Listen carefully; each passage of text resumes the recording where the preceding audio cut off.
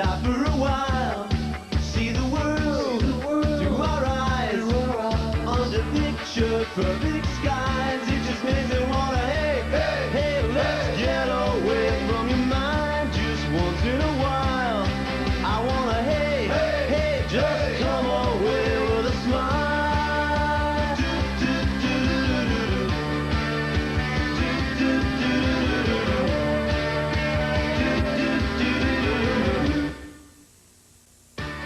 The Adventures of Mark and Brian will be right back. We now return to the Adventures of Mark and Brian. Hi, we're Mark and Brian. Welcome to the show. We have an adventure this week that not a lot of people get to do. No? But now that it's cleared up and everything's set up and ready to go, we are very pumped about this. We're also very nervous about this. Mm-hmm. We are going shark cage diving. Ever since we saw the movie Jaws, we've had a fear and fascination of sharks. Now, we were finally going to get the chance to face one of our deepest fears. We're going to be lowered in a steel cage into shark-infested waters. And if we're feeling brave enough, we may even take a chance and swim out of the cage and actually hand-feed a hungry shark. So naturally, the first stop on our underwater adventure was Universal Studios to visit the 8,000-pound star of Jaws. Not like we're going to be scared or anything. Whoa! Oh, very funny. Oh. The star from Jaws caught us just a bit off guard. So we decided if we're gonna go shark cage diving, we've got to be totally prepared. So we drove down to Long Beach to hook up with shark expert Steve Whitaker, who was going to get us ready to meet some real live sharks face to face. You guys are really serious about this. I mean, there's some stuff you gotta do, some real basics. You gotta learn how to swim, so take some swimming lessons. You gotta learn a lot about sharks. Sharks are misunderstood. Totally misunderstood. Have there ever been any accidents? Any actual bitings on one of your excursions? My excursions, none. Zero. You are lying through your I am teeth. telling you the truth. I was just going to say, can we get a shot of this? This is a great-looking wooden leg, isn't it? Yeah, wooden leg. If we were going to learn how to survive in the water, then there was only one person we were going to let teach us. Well, Lloyd, you must understand that we are, first of all, big fans. We grew up with Sea Hunt. And as kids, watching you flip off the back of the boat into the water in your scuba outfit, that's the reason we wanted you to come and show us how to properly do this. Make way for Lloyd Bridges. Lloyd Bridges Yep, on the way. the king of underwater adventure. A man we had idolized as kids. And a guy who just plain looks cool jumping off the back of a boat. Say we ran into a shark down there. What kind of advice could you give us? I would say get in that cage as soon as you possibly can. The cage is Is there any emergency procedures we can go through if we're out of the cage and a shark wants to attack us? Just reach out and go like that, both of his eyes, like that. Like the Three Stooges thing? Yeah. Well, what if the shark goes like this? You've got to do that first. Okay. Okay. All right, Lloyd, if you could just fill us in now what we're supposed to do to look cool, to go over the side of the boat backwards like you did. All right, everything's ready now. Don't forget to put your hand on your mask. Now hold it. And your legs together so you look pretty. And, all right, on three, huh? 1, 2, 3, go! Hey! God, this is sound like professional. How'd it look? It looks beautiful. Yeah? Did it? All right! After thoroughly impressing Lloyd and our camera crew with our underwater prowess, we decided that since we're going to spend most of this episode underwater, we need coaching on how to look good wet. So we contacted an expert in the field, Sports Illustrated cover model Ashley Montana. Y'all ready to go? Yes, we are. The reason why I want to talk to you is because we're spending most of this show, we understand, wet, and you look great wet. The Sports Illustrated swimsuit thing. And we were just... I think you're doing very well. I really do. I think it's coming together maybe. here. Should we take these things off? Yes, please take them off. What? What? Take it off. What is so funny? What is so funny? And try that trick. Coming up? That coming up. Make sure your hair is back and just lightly with your hands over your face. Okay. Oh, yes!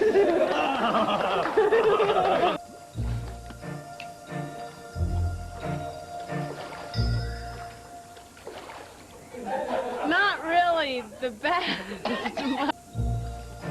Oh!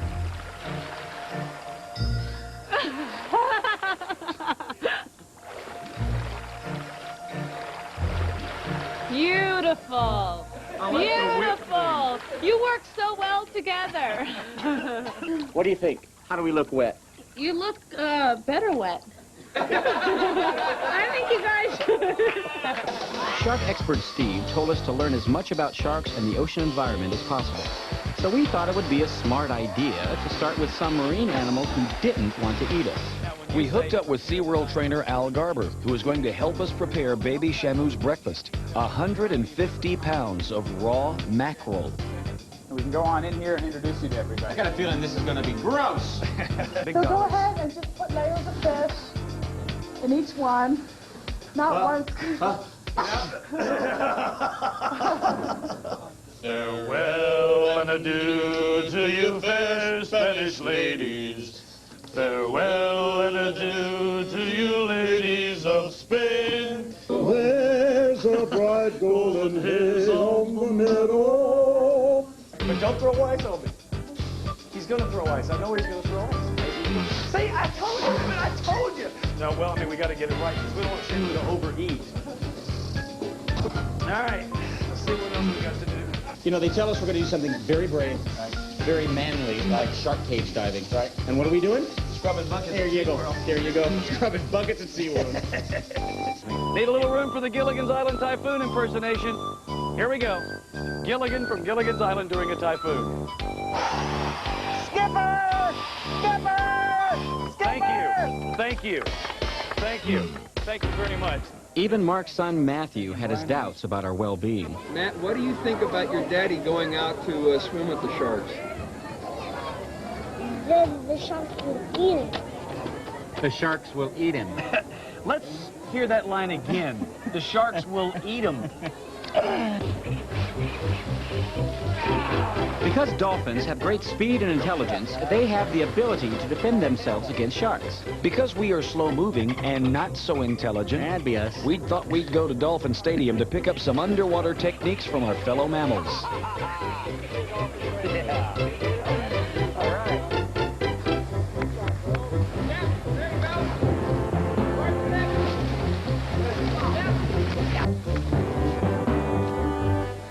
Stand back.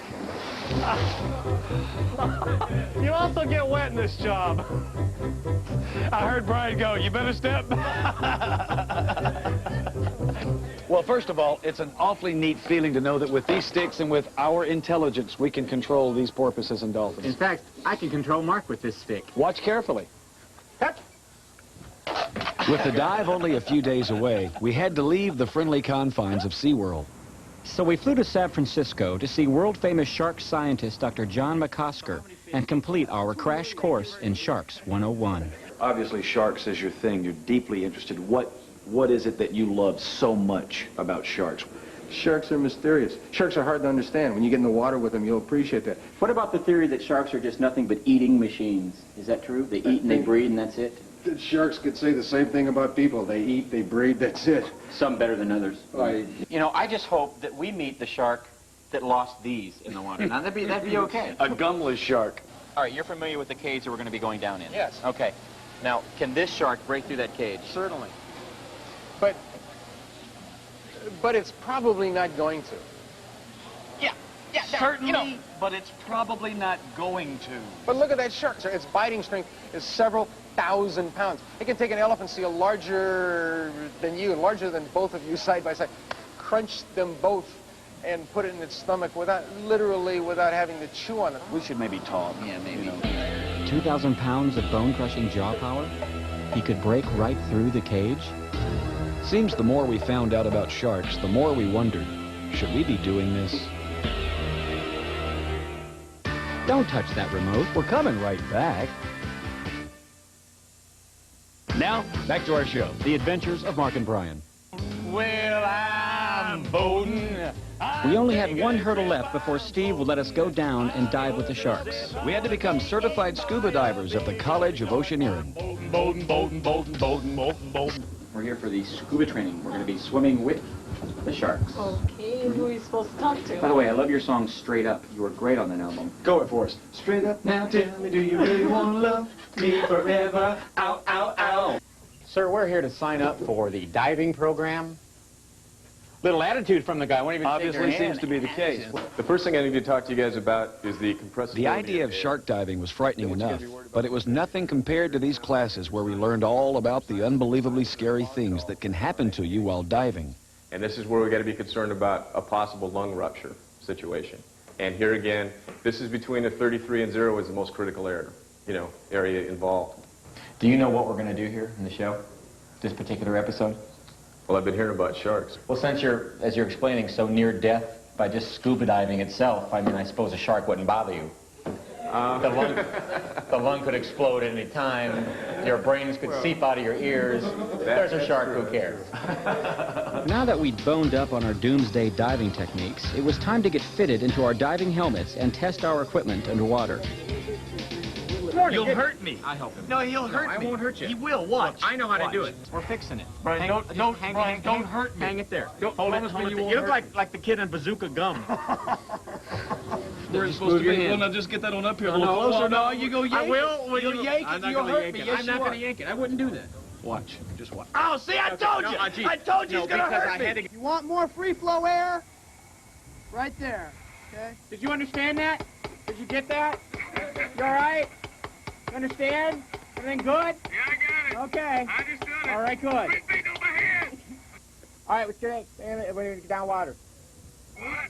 You either get down the water, can I get everything? Right. Right? Right. All right? Okay, and never puberty. If you're good and do it down the water, you must not go ahead and buy some bleed. I don't like him. I really don't. Okay, guys, here's what I got you doing. All right, one at a time. I want you to secure your main air. Just turn off your supply. Tilt your hat sideways. Open your neck dam and get the hat flooded full of water. Then stand upright and blow the hat dry using the main air. Roger. Until you've been 20 feet below the surface, sealed inside of a hard hat, completely flooded with water, you truly haven't seen a good time. Diver okay?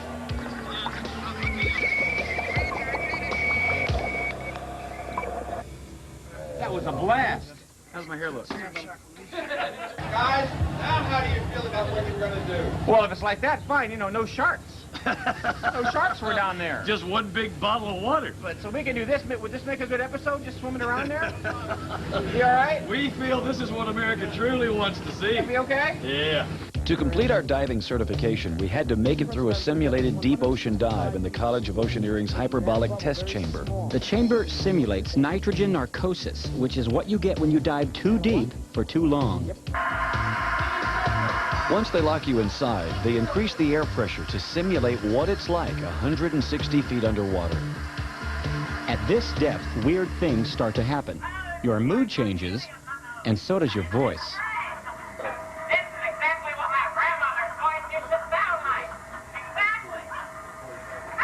On the bottom. Why do I feel like singing a Bee Gees tune right now? How can you miss a girl getting high? You know, the terrible thing about it is, my voice actually doesn't sound that different. Yours does. Okay, guys, let's go with the balloons. We got about a minute left before we leave bottom. Roger? Yeah, okay, hang on a second.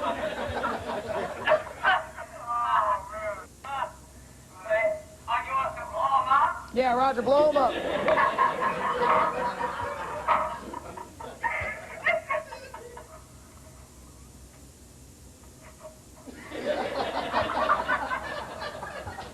And now, balloon animal. Let's get on.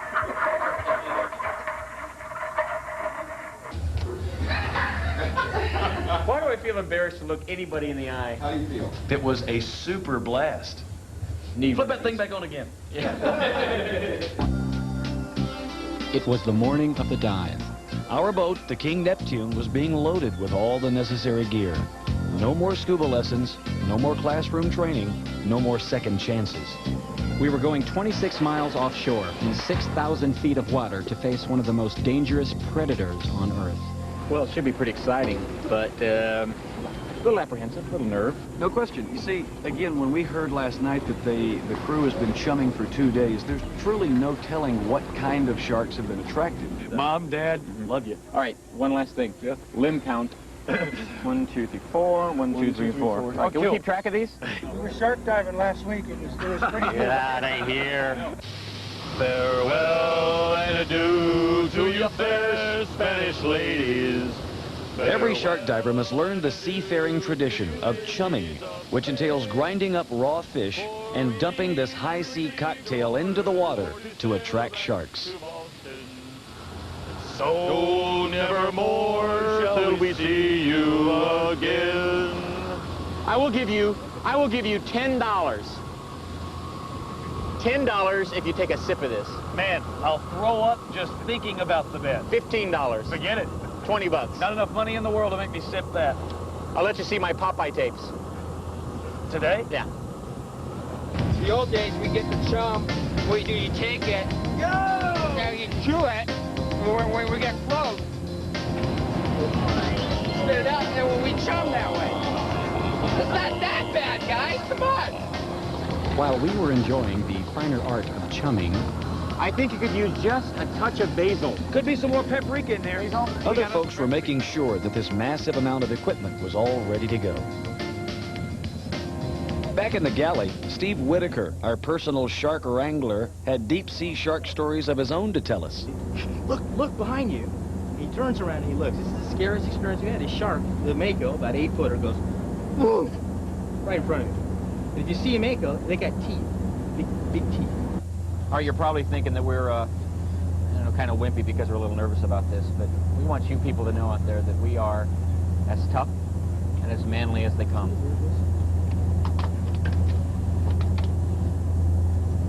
Just sit right back and hear a tale of a fateful pair that started on a shark cage dive on a 3-hour tour on NBC. Oh, God! Look at this. And here, duct tape. Oh, God. Okay. Yeah, that's gonna ward off those sharks, boy. Oh, yeah. We need to seriously rethink this.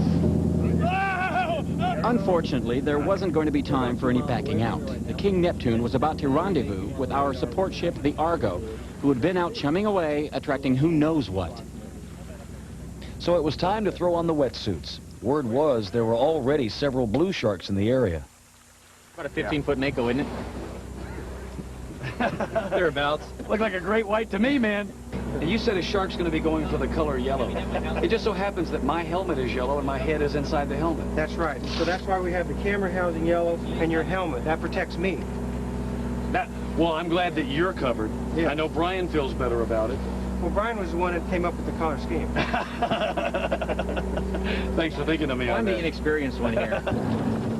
By this time, we'd thrown over enough fish guts to attract Moby Dick. The sharks were in a sociable mood, and the crew felt the conditions were just right for the dive. It was actually time to do this thing. No apprehension. There are sharks in the water, and he just goes. Tell him into this that we're calm. I can't lie. We're not calm. We're ready to go now. We'll dress you out, get you in. Brian, Yo. see you down there, man. Pardon me? See you down there. All right, see you down there. This is the worst part. You just sit here and you wait.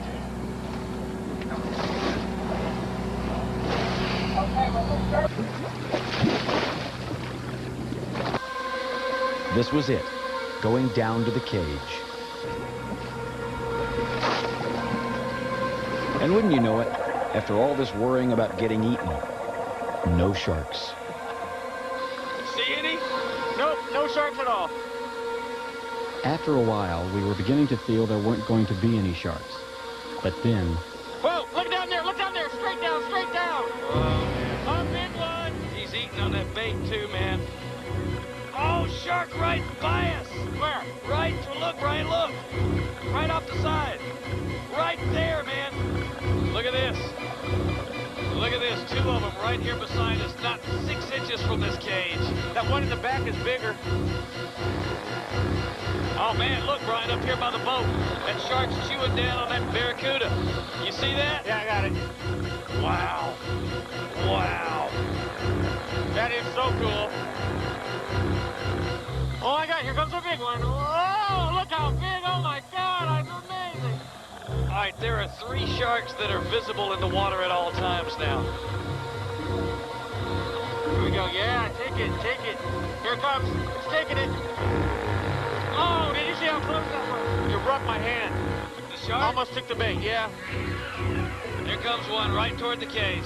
The sharks just wouldn't eat out of our hands as long as we were inside our steel protection. Our only chance to feed them would be to leave the cage and swim out in the water among them. But the question was, would we be safe? This is pretty neat, too, because when the sharks bite into their bait, their eyes roll back in their head. So do mine. Oh, wow. Hey, Steve, would it be all right, you think, if we got out of the cage and just sort of sat on top? All right, look, I'm going to let you out there for a couple of minutes, but if anything strange starts to happen, I want you out of the water fast. They're all over. Look at that huge one. Not only were there more sharks now, but they were getting closer and closer every minute. I can see 4 sharks. This is amazing, and I'm swimming outside the cage. I never thought I would do this. Here it comes. Watch his bait. I can tell it's hungry. Come on, take it. Take it. Take the bait. Oh, no! It bit me in the helmet. Did you see that?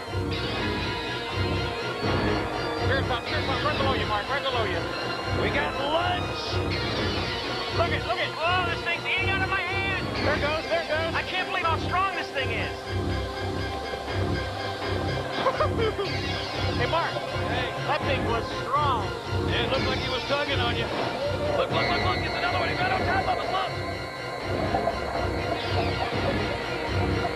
Guys, this is topside. There's too many sharks down there. It's not safe. I want you up here immediately. You want us out of the water? Yeah, right now.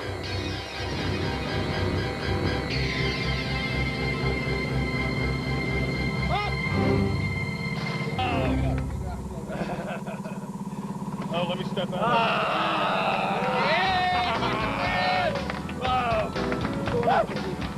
Here's what, that was incredible. Right there toward the end. They looked like they went into some sort of Snapshackle string. feeding thing. Right, They started going kooky, right? Yeah, they all started coming around, and they were all right there by that bag bait. If we can swim with sharks, pretty much anybody can. And we want to introduce you to Steve Whitaker, as you might have met during the show. He's the guy that made it possible, went and brought sharks to us, so it can happen. And he just loves it when you do this. We invite you to join us next week here on The Adventures of Mark and Brian. See you then. We appreciate it, Come back now, you hear?